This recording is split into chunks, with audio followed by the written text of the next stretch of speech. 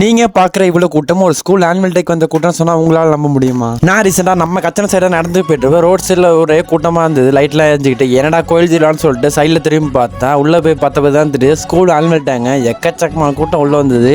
ஸ்கூலோட என்ட்ரன்ஸ் போகிற வழியில் லைட்டிங் செட்டப்லாம் சும்மா பக்காவாக இருந்தது. ஸ்கூலுக்குள்ளே என்ட்ரி ஆனோடனே ஏகப்பட்ட கூட்டம் உட்கார்ந்து இருந்தது. ஆனுவல் டே ஃபங்க்ஷன்லாம் நடந்துக்கிட்டு இருந்தது. ரொம்ப நேரமாக ஃபங்க்ஷன் பார்த்ததில் நம்மளுக்கு ரொம்ப கால் விழுந்துட்டு அதனால் டிராக்டரில் போய் ஃப்ரெண்டில் உட்காந்துட்டேன். அப்போ பார்த்தா 4 பசங்க வந்து நான் உங்கள் பிக் ஃபேன் ப்ரோ ரொம்ப சப்ஸ்கிரைப்னு சொல்லிட்டு பசங்களை எல்லாம் பார்த்துட்டு திரும்பினா ஒரு பையன் வடிவேல் மாதிரி வேட்டி கேட்டுட்டு நின்னா. என்னடா அப்படி நிற்கிறேன்னு கேட்டா வடிவேல் டான்ஸ் ஆட போறேன்னு சொன்னா.